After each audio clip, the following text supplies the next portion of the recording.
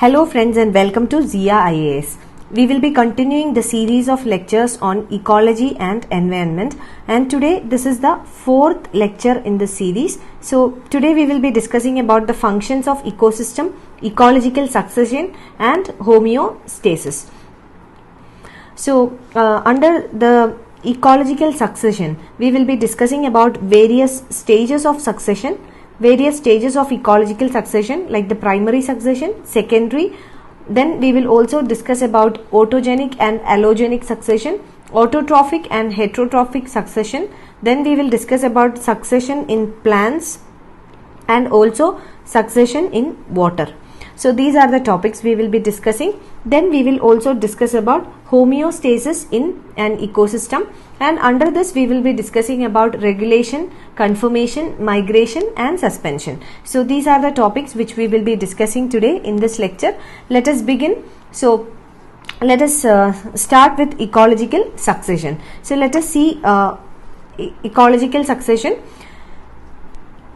Ecological succession is basically the process by which the communities of plant and animal species in an area are replaced or changed into another over a period of time.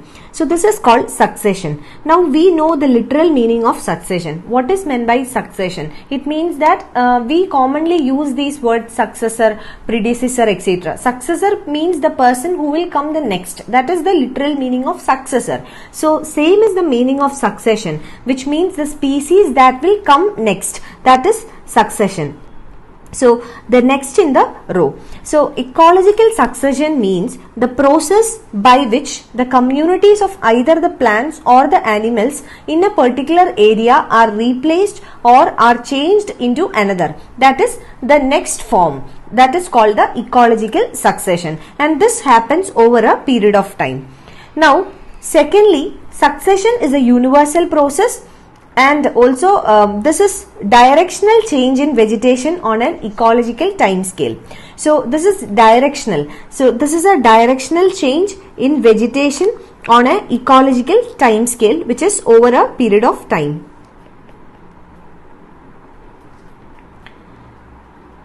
And succession occurs due to large scale changes or distraction. So the reason for succession is large scale changes or distraction. So large scale major changes or distraction leads to succession, and this changes or distraction can be due to either natural reasons or man-made reasons. So anthropogenic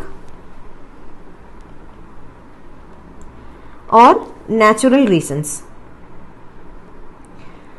So this is ecological succession. And succession also involves a progressive series. Progressive series means succession involves the formation of next level of species. That is what we said. So the earlier or the already existing species is replaced by the next level of species. So it involves a progressive series of changes with one community replacing another until a stable, mature and a climax community develops. So it is a progressive step. Progressive means that a regular progress is observed. So a progress, we can see a regular progress. Why? Because changes, it includes a progressive series of changes, and one community, that is an already existing community, is replaced by the climax community. Now what is a climax community? We will discuss later in this lecture itself, but climax community means the end series. So until a stable, mature and a climax community is developed, this series of progression continues, or we can say that the ecological succession will continue until a climax and a stable, mature community is developed. So this is ecological succession. Next we will come to the stages of succession. Let us see what are the different stages. So the first and the foremost stage is the pioneer community. Now what is meant by a pioneer community? Pioneer means someone who leads. So you know what is the literal meaning of a pioneer. So a pioneer literally means that one who shows the way or leads or the first in the series. All these can be the meaning of pioneer in its literal sense. So we can see the same meaning here also. A pioneer community means the first plant to colonize in an area. So the first species, it can be either a plant or a species. So the first species to colonize on a particular area is called the pioneer community, which means the first to appear in a particular area. Second one, we have the climax community, which we said is the stable and mature community. So the climax meaning itself means that final, the ending. So the final stage of succession, which is stable, mature, more complex and long lasting, is called the climax community. So climax community is when the final level is reached where a new, mature and also a stable community is formed. This is called the climax community. Next we have the SIRS. So SIRS means successional stages. So these are the stages which leads to the climax community. We know that the ecological succession begins with the pioneer community and it ends with the climax community.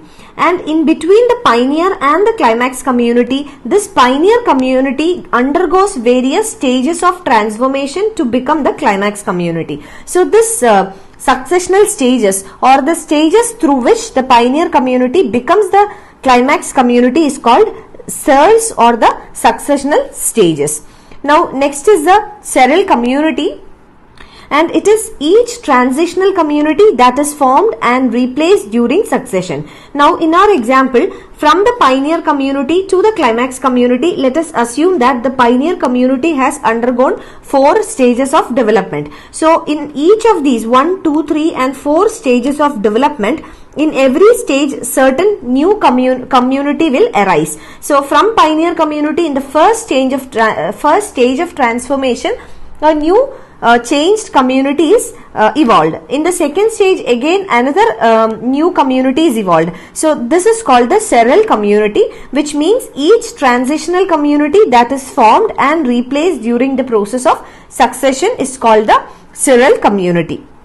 So here we will see that and this is an example of how the ecological succession takes place. So here we will see, this is the rocks which are exposed to the open air, water and everything. So here the rock has the opportunity to interact with air, water, or rather we can say with the physical environment. So what will happen after a period of time? This is the time scale. So geological time scale. So after a period of time, lichens and mosses will start appearing on this rocks. Then this will change to annual weeds. Then perennial weeds and small grasses will start to grow. Then shrubs will grow. Then young pine forest will appear, and finally this beech and maple broadleaf forest will appear. Now here the pioneer community, we can say that it is the lichens and the mosses, not the rocks. Rocks is not life. Rock doesn't have a life. This is a abiotic component. It doesn't have life. So when this rock is exposed to physical environment like the air, water, the pioneer community here is the lichens and the mosses. So lichens and mosses is the pioneer community, and the beech, maple, broadleaf forest is our climax community. So this is our climax community. Now the entire process from which the lichens and the mosses developed into the broadleaf forest is called the SIRS. And here we will see that the annual weeds, perennial weeds and grasses, shrubs, then young pine forest, all these are different stages of development which are called the seral community. So these are all the seral community, which means in each stage of development a new community has been formed, which is called the seral community. And now I hope with this example you know what is a pioneer community, climax community, what is a seral community, and what is meant by SIRS. So I hope this is clear for you by now. Now let's come to the characteristics of succession. So the characteristics of succession, first one is increased productivity. So through succession from the primary to the climax community, the climax community is more stable. It is the final community which is fully developed, and it is also long lasting. So productivity is high. Second is the shift of nutrients from the reservoirs. So nutrients from the reservoirs is shifted in the succession process to develop a new community. Third one is increased diversity of organisms. Why?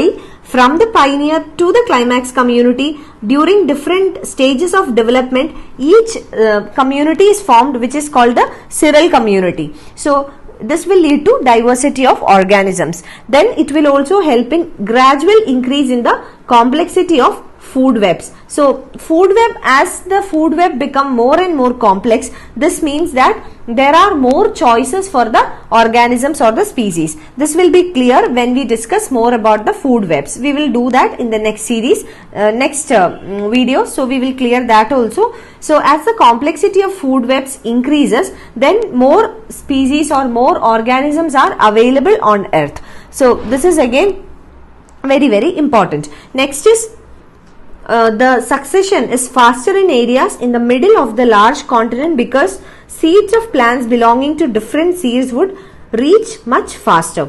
So these are different characters of succession. Now let's come to primary succession. So here we will be discussing about some of the stages of succession. First is the primary succession. Primary succession, it takes place and over where no community has existed previously. So here succession takes place over where no community existed previously. So here there was no life previously or no community previously, and the first species to occupy this space is called the primary species or the pioneer species. So pioneer species are those species which appears first in a ecosystem or in a habitat where there was no life or there was no species earlier.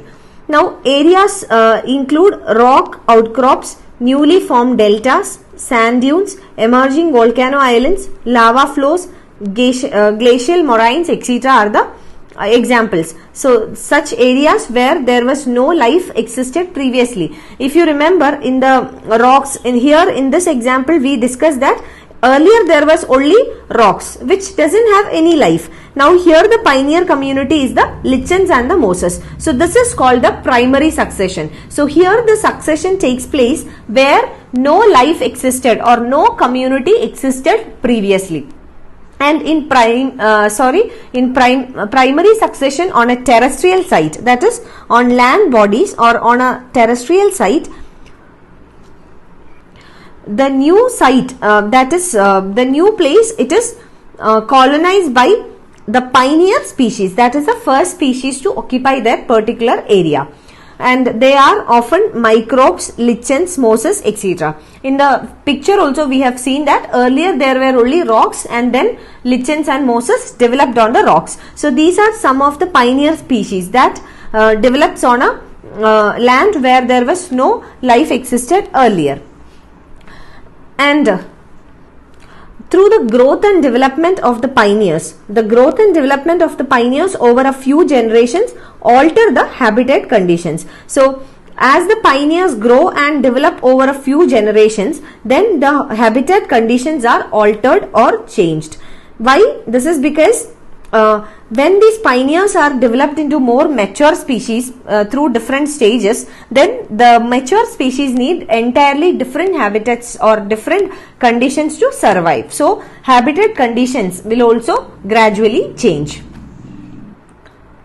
Now see this, in the first stage there is only bare rock. So here there is no life. This is abiotic. Now in the first stage, that is in the primary succession, this is the primary succession. So in the first stage, which is the primary succession, here pioneer species are developed. It is colonized by the pioneer species, which is the mosses.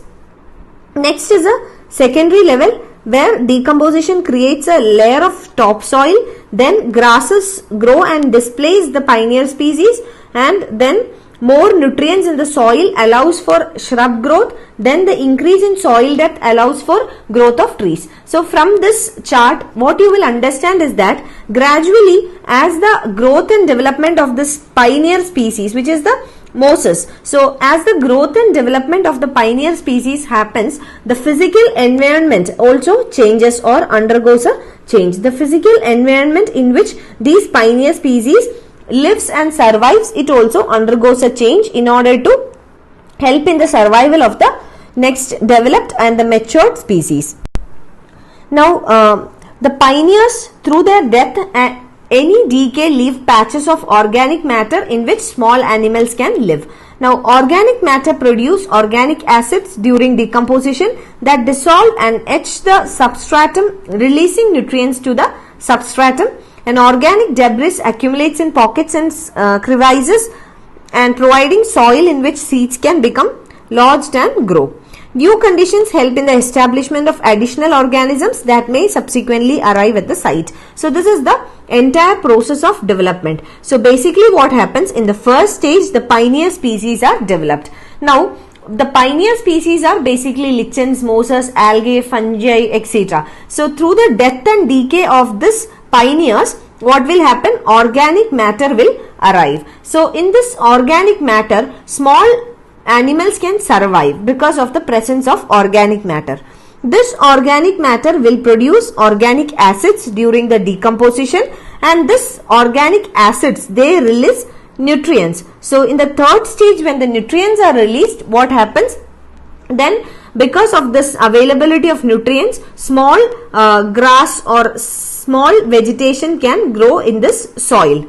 Then what happens? Then this will lead to the development of additional organisms because of the new conditions that has been emerged. And finally what happens? This will lead to the emergence of the climax community, which is a stable and a well developed community. So this is how from the pioneers to the climax community, how the succession happens.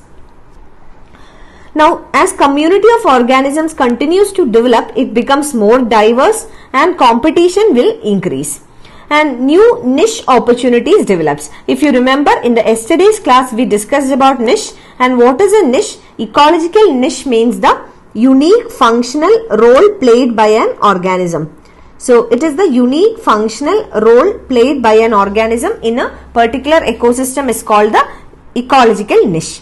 So as the community of organisms continues to develop, it becomes more diverse and also the competition increases. And that is why we said every organism or every species has a unique functional role. Why? If one or two or more species, if two or more species has the same functional role, this will lead to competition and the fittest of the species will survive. So this leads to the development of niche, which means every species in the ecosystem will be assigned with a unique functional role.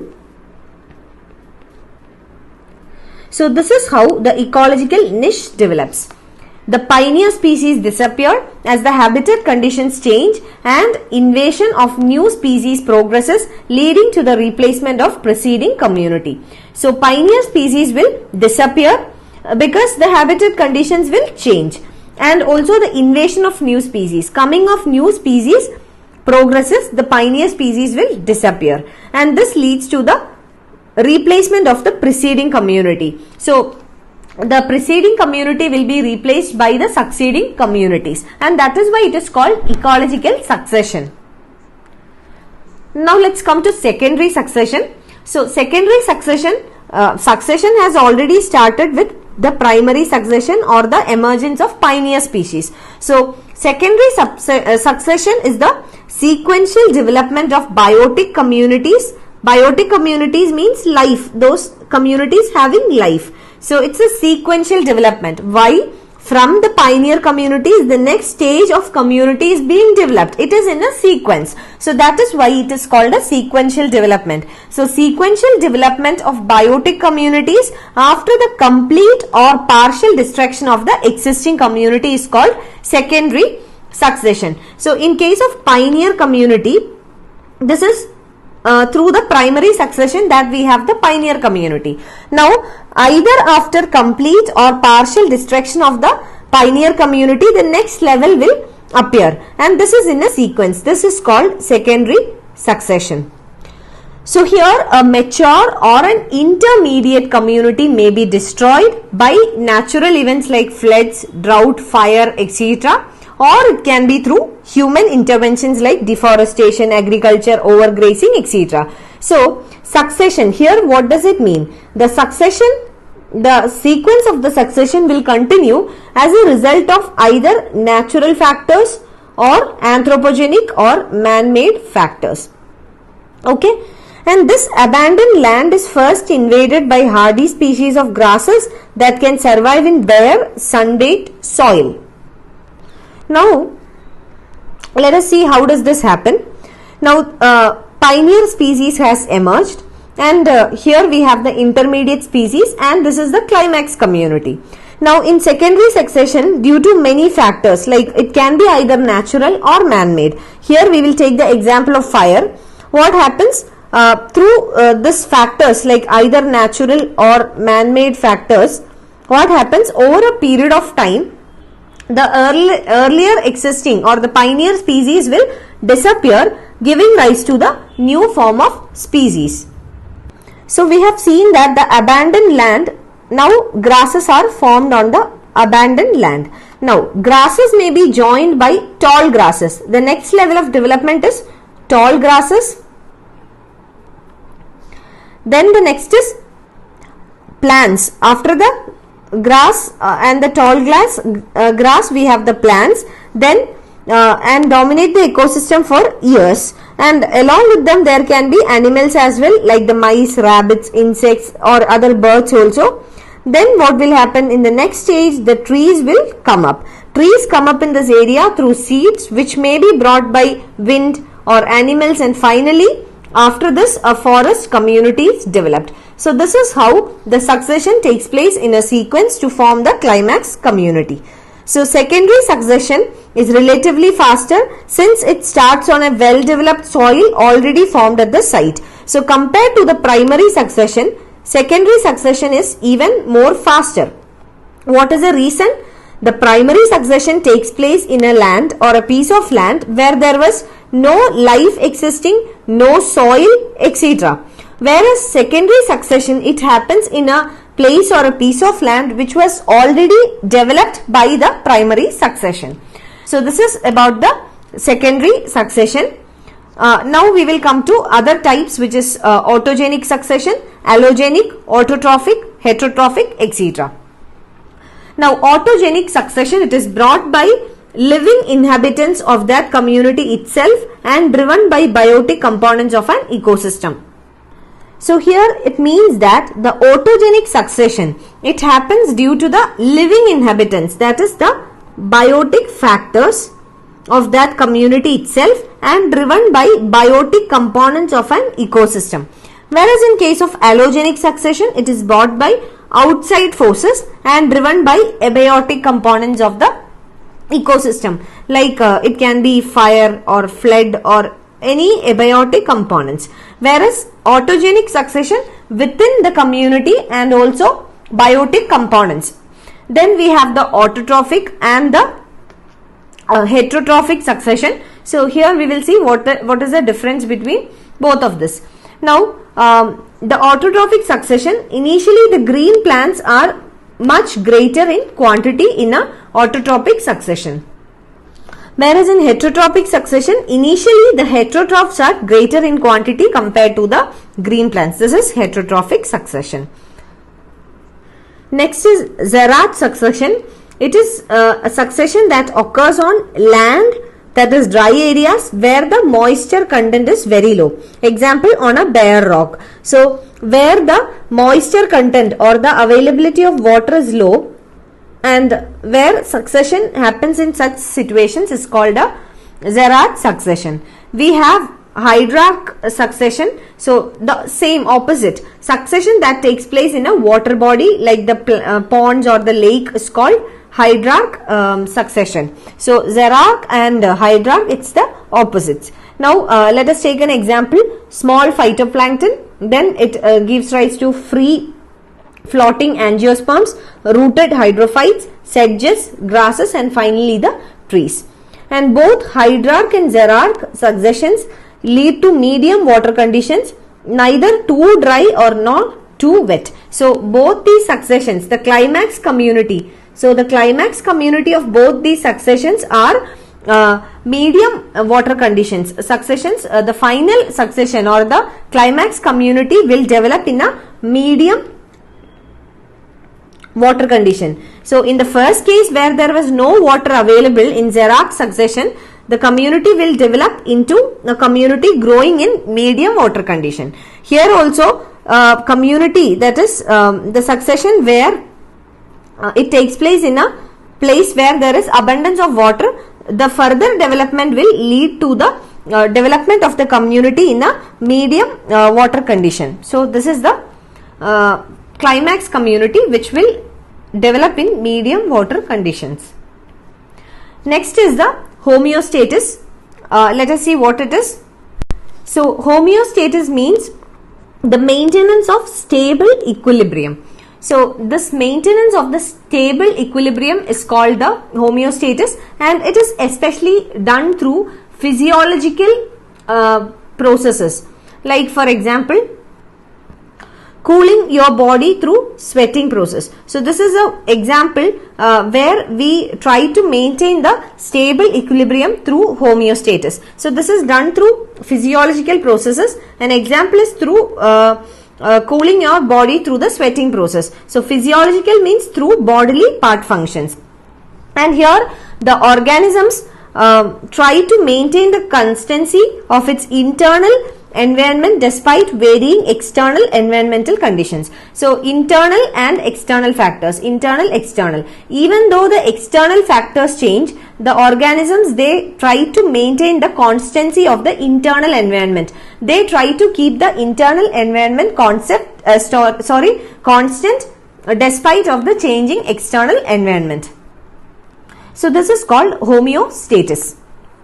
Now we will see different types of homeostasis. So first one is regulate. So here under regulate, the organisms maintain homeostasis by physiological means. Physiological we know through the body parts. So this includes like maintaining the constant body temperature, constant osmotic concentration, etc.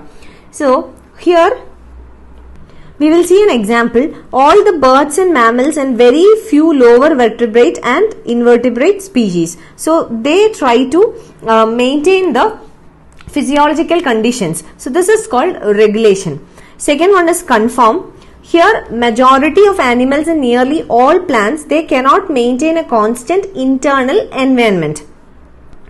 And these kinds of species, for example, their body temperature changes with the ambient temperature. And in case of aquatic species, the osmotic concentration of the body fluid changes with that of ambient water osmotic concentration. So what happens is that for example, the small animals, they have a larger surface area relative to their volume. So basically what happens, the small animals, they tend to lose their body heat very fast when it is cold outside. So when it is internal and external. So when it is outside, when it is very cold, these animals, the small animals, they tend to lose their temperature or their body heat very fast, and then they have to expend much energy to generate body heat. And what happens is that as a result of this, very small animals, they are not able to survive, and this is often seen in the polar region. In the polar region, the temperature is too low, it is very cold, that the animals are not able to maintain their body temperature. So what will happen when the external environment is very cold, the animals, the small species, they will try to maintain their body temperature, and for that they have to release a lot of energy, and finally they are not able to survive there. That is why we will see very less animals in the polar region. So this is conform. Third, we have migrate.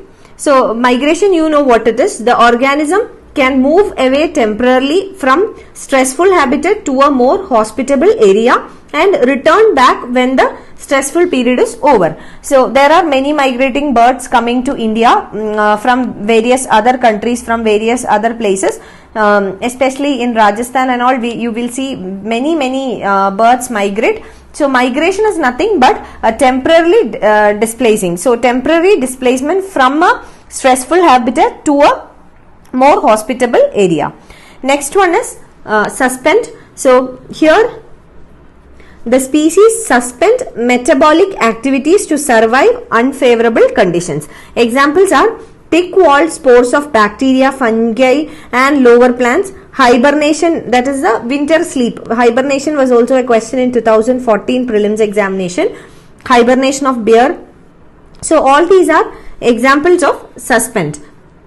So suspend means that suspension of metabolic activities in order to survive unfavorable conditions. So these are all the different kinds of homeostasis, and homeostasis is done in order to maintain the stable equilibrium. So this is all. And finally, the ecosystems are capable of maintaining their state of equilibrium. They can regulate their own species structure and functional processes. And in a homeostatic system, the negative feedback mechanism induced by the limiting resource. So this factor is responsible for maintaining the stability in an ecosystem. So generally, ecosystems are capable of maintaining their state of equilibrium. But in a homeostatic system, the negative feedback mechanism, which is induced by the limiting resource, helps in maintaining the stability in an ecosystem. So this is all with this lecture. So we have completed 4th lecture today, and we will be continuing this series of discussions on ecology and environment. I will see you again with the next lecture. Please do like the video if you have liked it, and also share it with your friends. Thank you.